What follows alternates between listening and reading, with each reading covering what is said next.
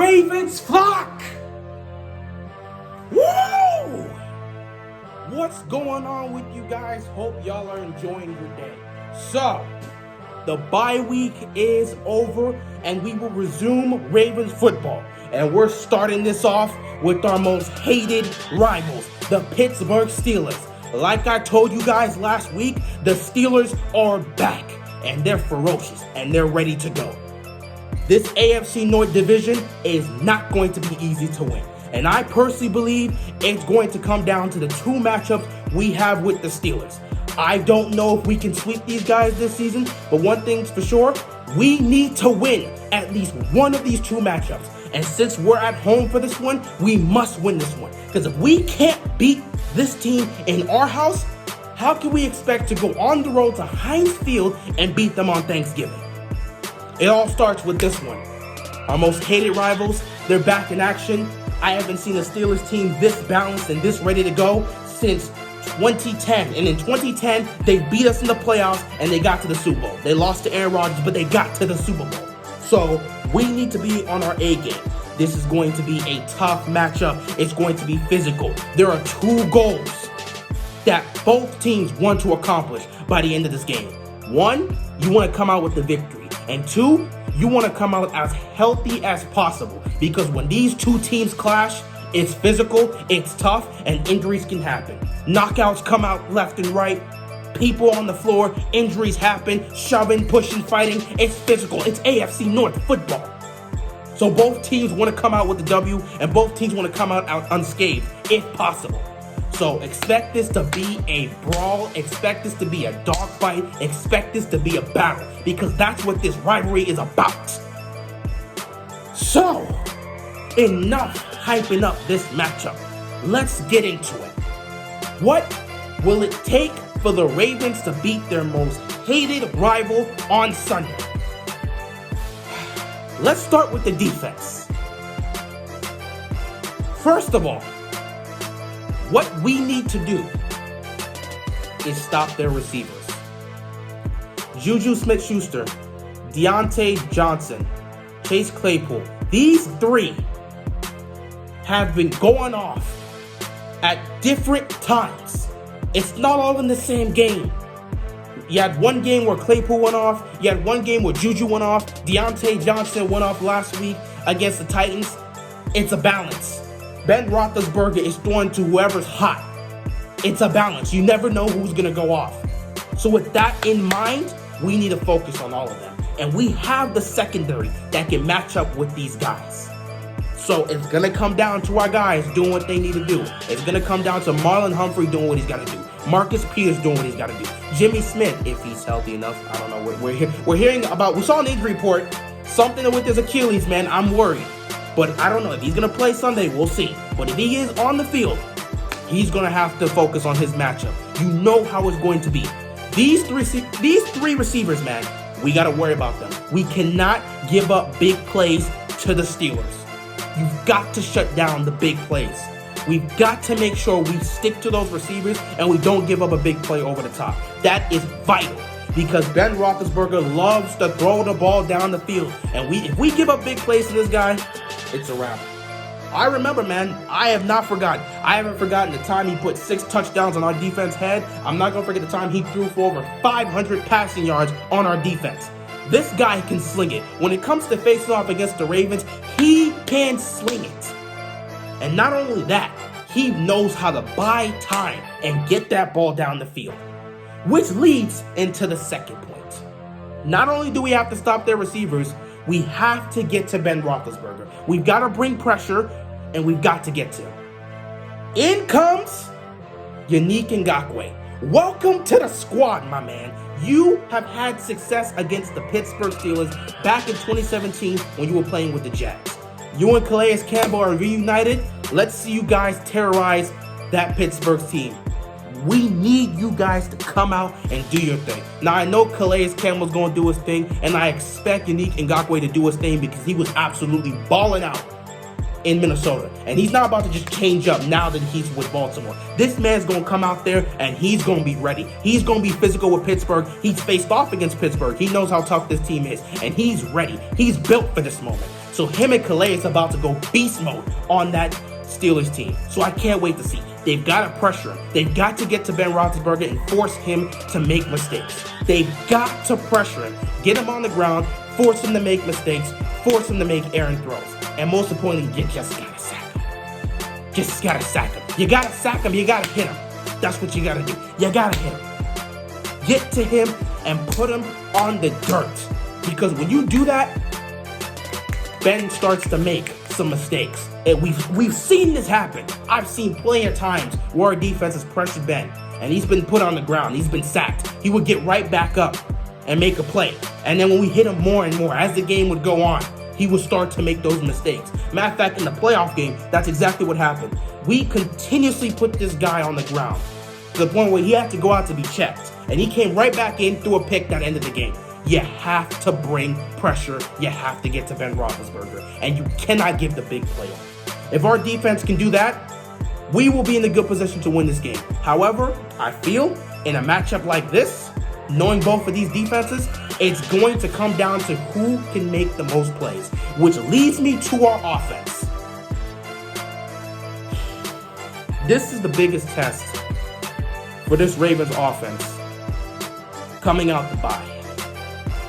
I'm so glad they're getting this test right off the bat because we need to know what this Ravens offense is about. After seeing what they were doing a couple weeks back against Philadelphia, we all knew that offense was not going to be good enough to compete with this Steelers defense. So, we're about to find out that bye week was worth it. I feel like when it comes to the offense, it's going to come down to 4 different aspects. 1, the play calling. Greg Roman. Now, I've been one of the few people that have been saying, I think the Ravens should move on from you. I've kind of been pushing for them to do like what they did in 2012 and see if you're not, if by like week 10 or 11, if you're not that guy, take you out, let's get a new offensive coordinator. But I don't think the Ravens are going to do that this season. I think they're going to assess you from this point forward and see if you are truly the coordinator that can help this offense out. If you do not live up to expectations this season, I think the Ravens are going to move on from you. So, this is your time to show us what you're made of. Your play calling has to be on point. We need a good mix of both running plays and passing plays. And when it comes to the passing plays, you need to be creative and get the receivers involved. If you got to throw some quick passes, throw some quick passes. Get some screens involved. I need to see some crossing routes. Let's get Devin Duvernay on the field. You've got to get creative with the play call. Speaking of that, you might as well start Devin Duvernay. I know you've seen the film, and I know you've seen the impact he's had on our offense and just in general this season. Put him as the starting slot receiver over Willie Snead, and let's see what he can do with Lamar Jackson being out there for most of the snaps. This is what we need to see. The play calling needs to be on point. Next, protection. Offensive line.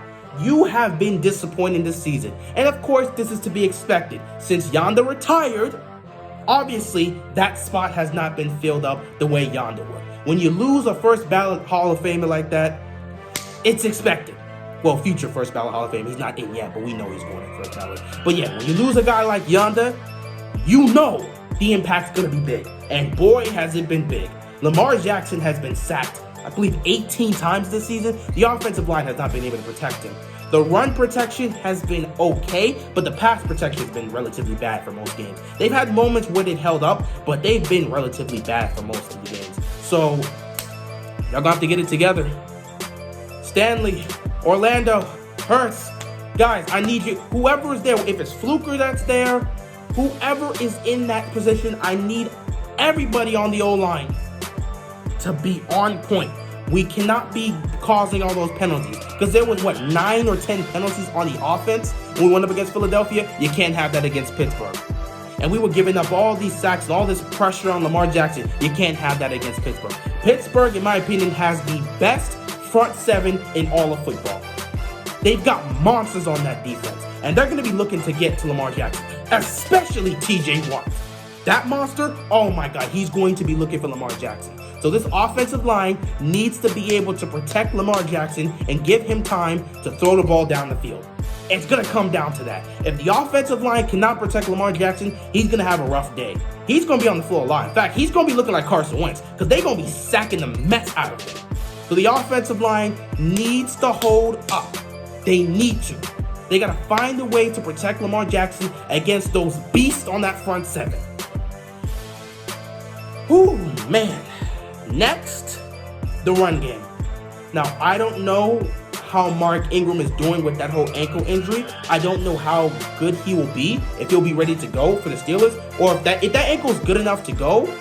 I still say hold him back, because this is not the type of game you want to put in a guy that's dealing with an ankle injury. When you're going up against the Steelers, that's not the type of game you want to just throw Mark Ingram in and be like, well, you know, he's good enough to play for the game, so you might as well throw him in. No, not against the Steelers. Because I don't want that ankle injury to get worse. And trust me, those guys will definitely make that injury worse. So I don't know how good he is to go, but we'll find out. If he's 100%, we could throw him in and we'll see how it does. But if he's still feeling something, take him out. You got Gus Edwards, you got J.K. Dobbins.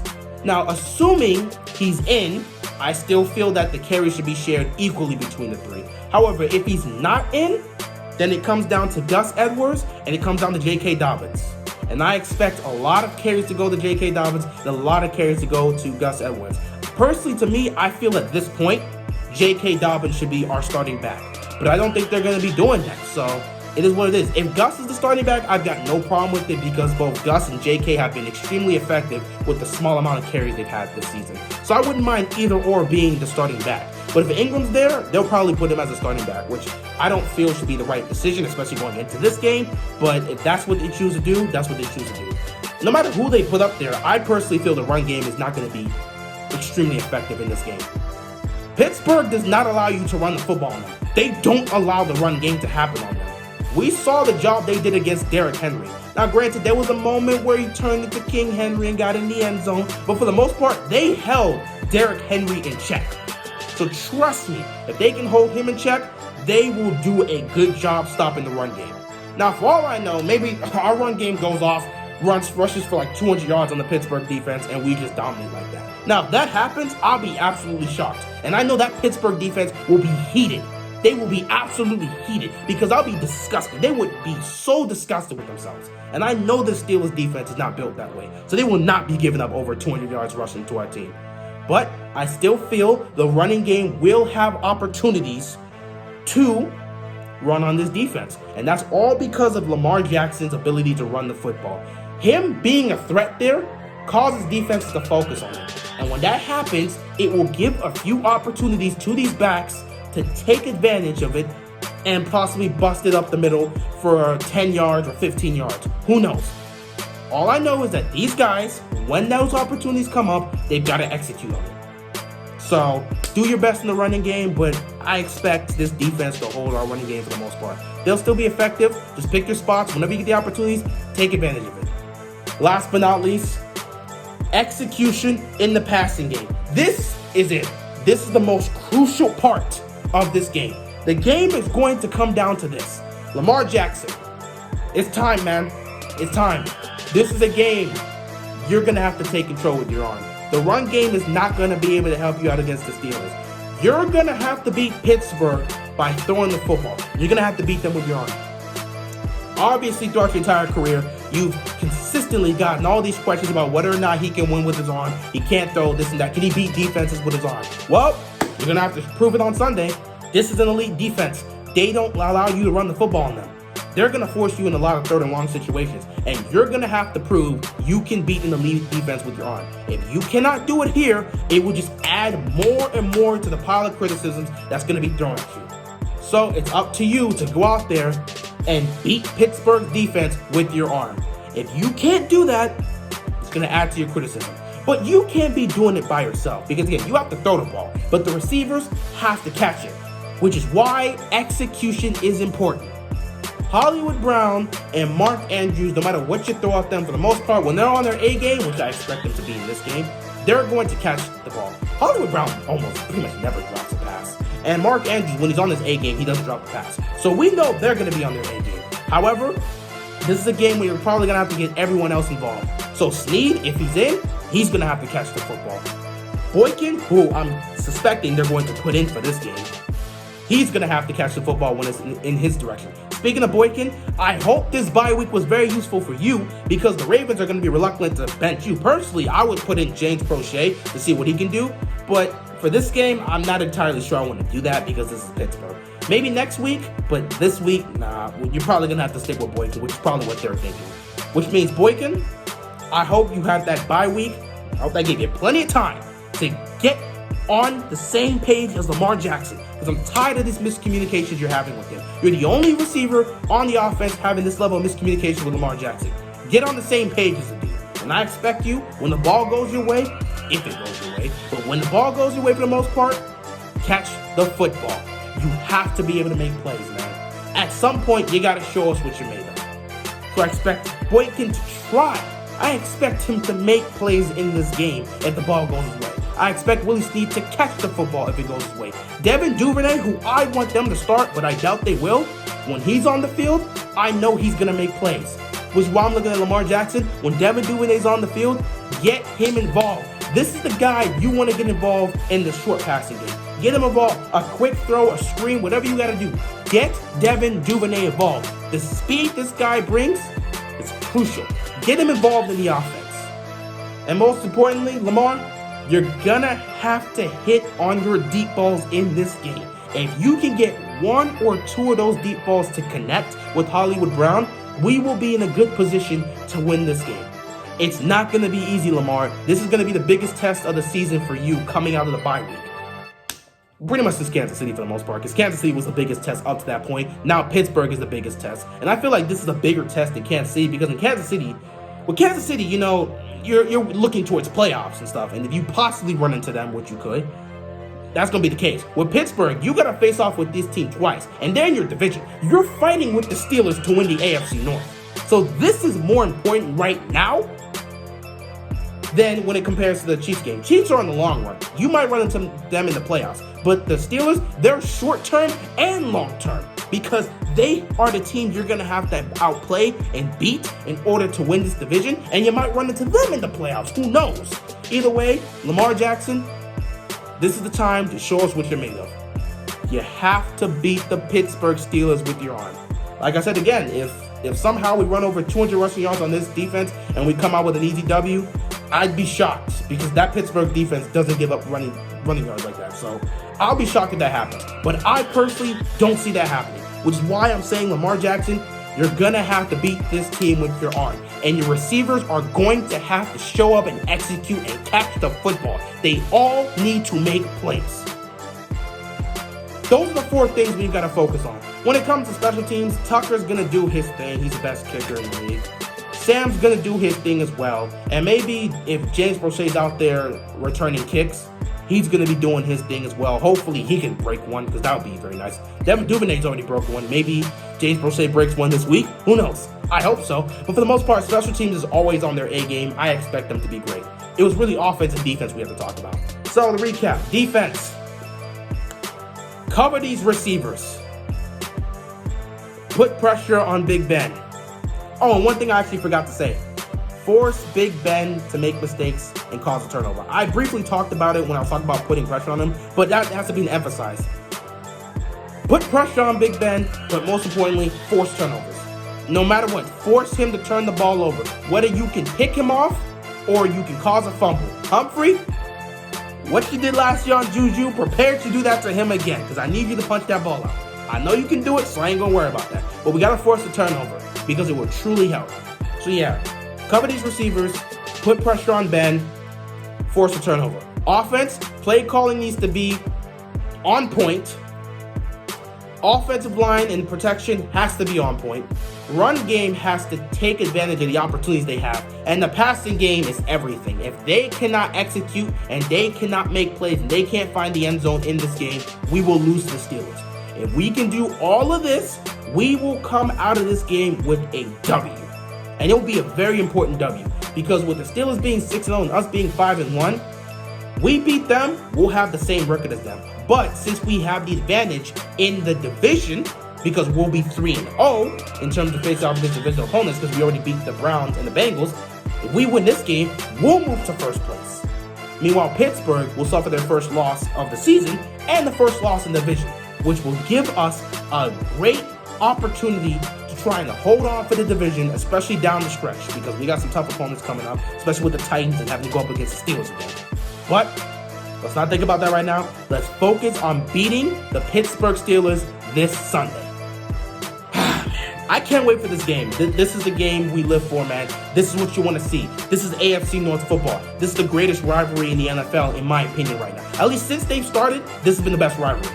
Ravens-Steelers. This really should be a Sunday night football game, but they're not going to get rid of the Cowboys and the Eagles because Dallas is America's team, and you're always going to have America's team on Sunday night football. So instead of just flexing an actual game people want to see, one of the best rivalries in the league, Steelers-Ravens, with both of them having their best starts since, in years, with the Steelers being 6-0 for the first time since, 1978, the year they won a Super Bowl, and the Ravens being 5-1, the first time since 2012 where they won a Super Bowl, and also in 2000 when they were 5-1, they won a Super Bowl. So both these teams look like Super Bowl contenders. Both of them look at their best. Both of them are fighting for the AFC North. This should be a Sunday night football matchup, but they don't want to put it. They'll put Cowboys, Eagles, whatever. I don't care.